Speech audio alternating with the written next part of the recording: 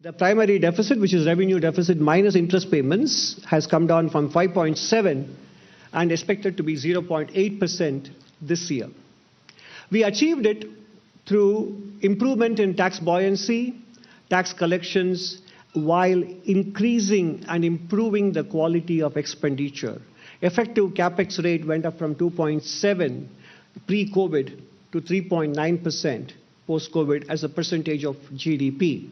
And that is the reason why last year we got 3 credit rating upgrades, beginning with Morningstar DBRS in May, Standard & Poor in August, R&I investment ratings from Japan in September. And so we now have BBB from S&P, BBB plus from the other two, and also India's CARE Edge also rates Indian sovereign rating at BBB plus. External sector, the forex reserves have more than doubled, compared to 11 years ago, from 341 billion to 701 billion. While much of it is due to lately the increase in gold valuations, definitely there is an increased accretion of foreign exchange currencies as well. Therefore, the import cover has picked up to nearly a year from 8.9 months in FY15. The current account balance is very well behaved, from 1.3% of GDP to now to about 0.8% in the first half of the current financial year. And external debt, which was 23.8%, is now down to 19.2%. So the external sector doesn't flash any warning signals as far as the macro picture is concerned. And if you look at the financial sector, we basically had the second decade of the millennium was marked by balance sheet troubles and repair. That is now showing up. The repair process is now well done, and the gross non-performing asset ratio is 2.2%. The net non-performing asset ratio is down from 6% in 2017-18 down to just 0.5%.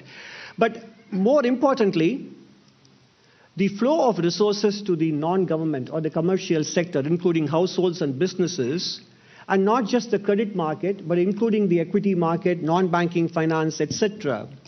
The annual growth rate in the last 5 years has been 29%. There is ample resource availability in the system for economic activity and investment spending.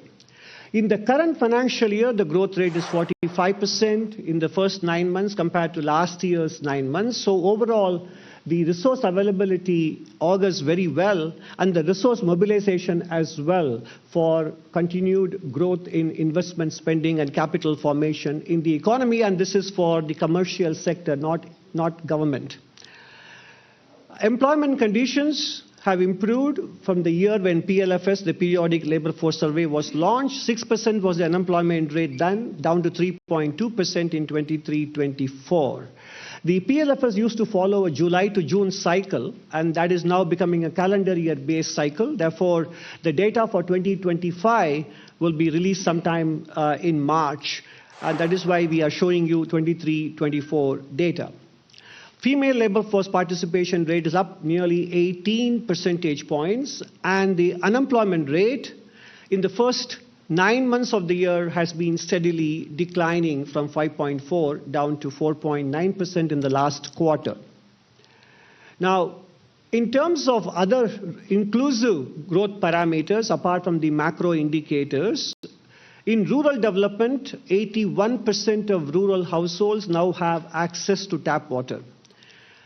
2.9 crore houses have been constructed and 2.76 crore property cards issued under Swamitwa.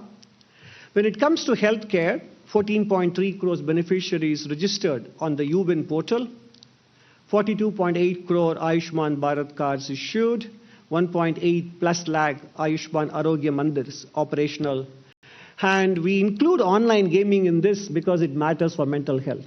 So the banning of online gaming does matter for mental health and also for your wallet's health. So that is why we included the Online Gaming Act, Regulation Act of 2025 in this category. When it comes to education, there was a concern that post-COVID, because of the school shutdown for long periods, there would be a slippage in functional literacy and numerical skills. But the latest annual State of Education report does give us very encouraging signs. Reading skills in grade 3 up to grade 2 level has picked up by about 3 percentage points compared to what they were a decade ago, I'm sorry. And when it comes to numerical skills, the improvement is even more heartwarming, going from 25% to 33.7%. It is not to say that, therefore, nothing remains to be done. In fact, much remains to be done. But the direction of progress is quite reassuring.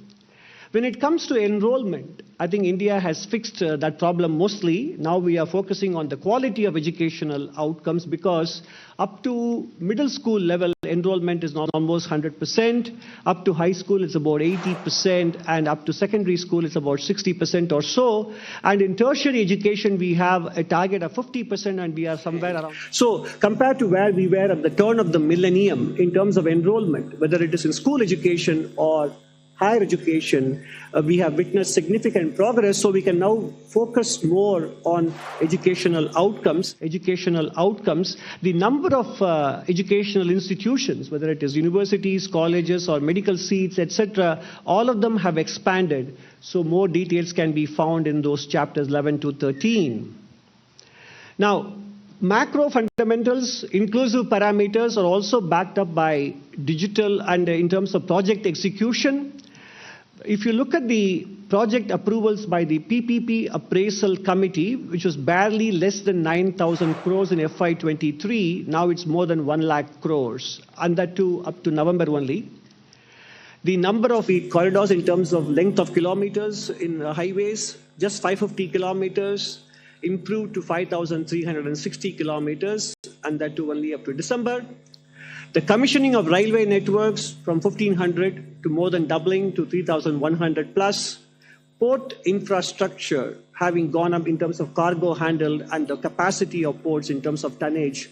The numbers speak for themselves. What is interesting to me when I was putting the survey together was the one on the bottom right.